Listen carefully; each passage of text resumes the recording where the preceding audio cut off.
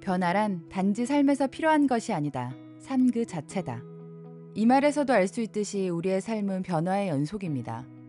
막걸리가 대세라더니 와인 열풍이 불다가 잦아들고 과일맛 소주를 즐기던 사람들이 1년도 지나지 않아 수제 맥주를 찾습니다. 왜 주종을 바꿨냐고 물으면 대답은 단순합니다. 그냥요. 요즘 트렌드잖아요. 이렇게 트렌드는 다수의 소비자가 따르는 흐름이라고 볼 수 있습니다. 2017년에는 한 번뿐인 인생을 즐기자는 욜로 라이프, 혼밥, 혼놀, 혼행 등 혼자서도 잘하는 일코노미 등의 키워드가 있었는데요. 그렇다면 2018년에는 어떤 트렌드가 있을까요? 오늘 소개해드릴 책은 서울대 소비트렌드 분석센터의 2018년 소비트렌드 전망이 담긴 트렌드 코리아 2018입니다. 2017년은 욜로의 한 해였다고 해도 과언이 아닌데요. 2017년 한 해 동안 사람들은 바로 지금 여기를 외치며 욜로 라이프에 열광했습니다. 욜로는 한 번뿐인 인생, 미래를 위해 무조건적으로 희생하기보다는 순간의 행복에 충실하고 보여주기식 삶을 살기보다 자신이 원하는 삶을 살라고 말합니다. 그러자 사람들은 질문을 던집니다. 그래서 어떻게 욜로해야 하는데? 이 질문에 대답하는 트렌드 코리아 2018년의 첫 번째 키워드는 소확행입니다. 소확행은 일본의 소설가 무라카미 하루키가 만든 작지만 확실한 행복이라는 뜻의 신조어입니다. 작가는 소확행을 갓 구워낸 빵을 손으로 찢어 먹는 것, 부스럭거리며 이불 속으로 들어오는 고양이의 감촉 등 별 볼 일 없지만 누구나 경험할 수 있는 일상 속의 작은 행복이라고 말합니다. 소확행과 비슷한 개념은 이미 전 세계적으로 존재하는데요. 카페에서 커피를 마시며 고요하게 삶을 즐기는 모습을 의미하는 프랑스어인 오캄. 화려하게 집을 꾸미기보다 소박하게 공간을 채워나가는 삶의 방식을 일컫는 스웨덴어 라곰. 편안하고 안락한 분위기를 의미하는 덴마크어 휘게 등 거창한 목표보다는 찰나의 순간에 집중한다는 의미를 공유합니다.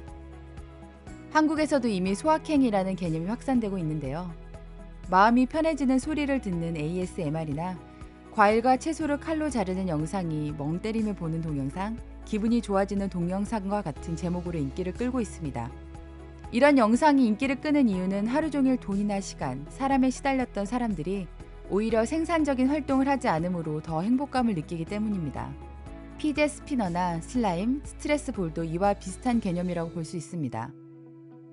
이렇게 소확행이 확산되는 것은 사람들에게 행복에 대한 생각이 점차 변화함을 보여줍니다.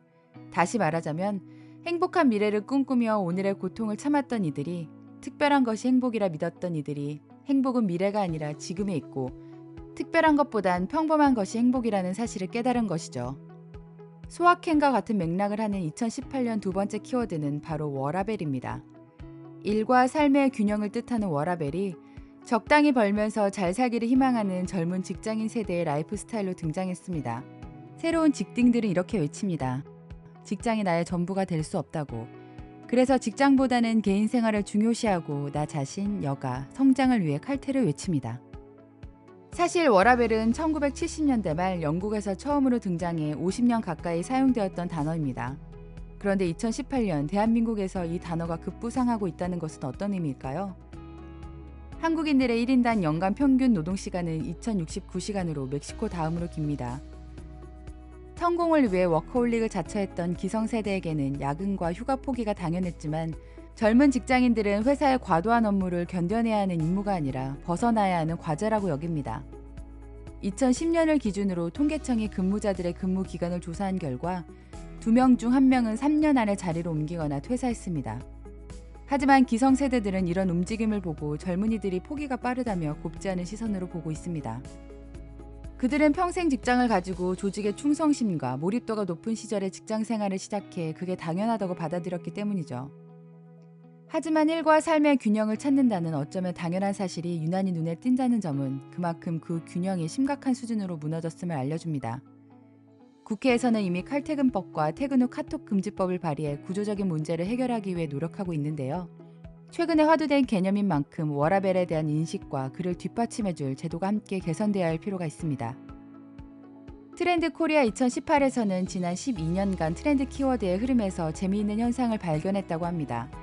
바로 경쟁과 힐링이라는 상반되는 키워드가 나란히 등장하고 있다는 것입니다.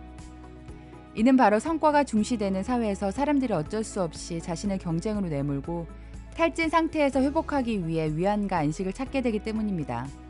그래서 경쟁과 힐링이라는 대립되는 키워드가 공존하는 것은 모순이 아니라 필연적으로 볼 수밖에 없습니다. 그러나 최근에는 힐링이라는 키워드가 점차 늘고 있는데요. 앞서 봤던 소확행이나 워라밸과 같은 흐름에서도 알 수 있듯 스스로 만족할 수 있는 행복을 추구하는 트렌드가 강해지고 있습니다. 2018년은 과도한 경쟁에서 벗어나 많은 사람들이 일상에서 건강한 행복을 찾을 수 있는 한 해가 되길 바랍니다. 책그림이었습니다. 감사합니다.